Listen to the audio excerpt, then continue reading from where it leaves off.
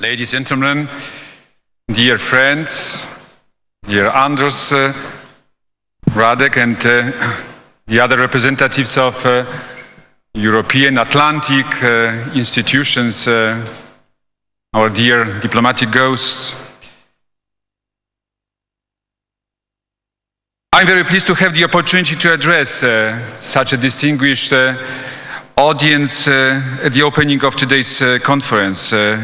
It is the third time that the Ministry of National Defense of the Republic of Poland, together with the Center for International Relations, organizes a seminar directly related to NATO issues. We have again the honor to host the NATO Secretary General in Warsaw, but the first time you, Anders, are with us. Thank you very much for your coming. And thanks a lot for having time to attend this conference in such a day that will be very busy. We'll spend with us some hours here in Warsaw, but then we move to Bydgoszcz, to JFTC, one of two NATO institutions on the territory of Poland. This event takes place at the very right moment. We are approaching a critical phase of the work on the NATO strategic concept. Hopes and expectations of the allies are to be translated into strategic guidance for the alliance, and of course for its politico-military activities. First reflection stage of this process concludes in April. The group of the wise men, I'm very glad that it's growing,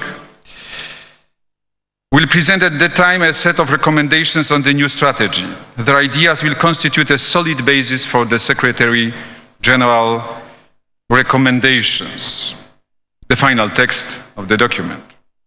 This whole process is of utmost significance for all allies. Our security in the 21st century continues to be based on vitality and credibility of the Atlantic Pact. This assumption strongly determines also Polish expectations related to the strategic concept. We hope that the new document will consolidate NATO's achievements, as well as reaffirm the principles and values that have contributed to its success. At the same time, the strategy should help us to further adjust NATO, its structures, institutions, procedures, to the new challenges of the security landscape. This encourages me to focus on the following points. Firstly, the alliance has to be able to cope with the whole set of threats and challenges of the new geostrategic environment. This means that NATO has to have in place all instruments, all tools necessary to defend its territory. From the Polish point of view, Article 5 and the collective defense of NATO is a core function of this alliance. This also means the ability of the alliance to conduct stabilization operations far away from our borders. Certainly, if we want to get firm public support for expeditionary missions, our societies have to feel secure here at home. This is a precondition for expectations from the member states to be ready for remote operations. These operations will be perceived as a direct investment into the security of the alliance only if NATO also persists in providing decisive military assistance for the defense of our territories. There are a few important things that have to be done to ensure this objective. Andres, you know that because together with Radek Sikorski, we repeat them every meeting, every session, formal and informal, of defense and foreign ministers of NATO. But let me remind them and put forward once again.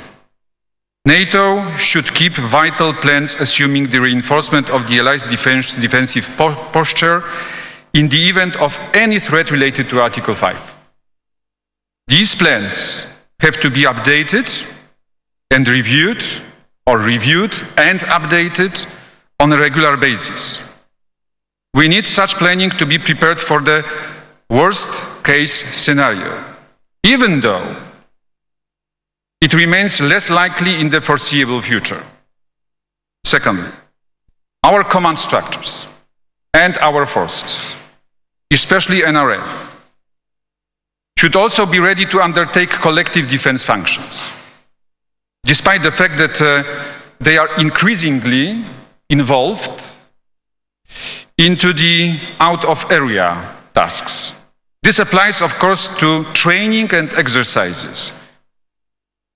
Another important issue concerns the NATO military infrastructure. It should be distributed on the territory of the alliance in a fair manner, taking into account equality. Once again, equality of all NATO members. I strongly believe that all those ideas could be properly developed without diminishing operational engagement of NATO today and in the future. It is true that tanks are not a useful tool for responding, for example, to the cyber threats, but we need them to be sure that the cyber challenge will not turn into more traditional one. This brings me to my second remark. I think it is crucial to carry on the process of defense transformation. This process has to properly reflect our priorities. With regard to functions of the alliance, which I shortly described a moment ago, it is of fundamental importance to provide NATO with a set of capabilities to tackle new and old challenges. We have to be aware that they are rather complementary than contradictory. Any future conflict will probably require sophisticatedly trained, well-equipped, and immediately deployable troops and capabilities. Economic crisis, which has negatively affected our defense budgets for some time, encourages us to continue the transformation process in a more effective manner. To be successful in this field, we have to find proper rule matching limited resources with NATO military requirements across the full spectrum of its tasks. Thirdly, the engagement in Afghanistan. At the moment, it remains the most demanding task for NATO and other international players. NATO experience there provides an extremely important input into strategic debate on how to cope with most likely challenges the alliance is currently facing. The situation in Afghanistan is now at the critical moment. The alliance has got a good strategy, more resources, and the political will to decisively stabilize the situation in that country.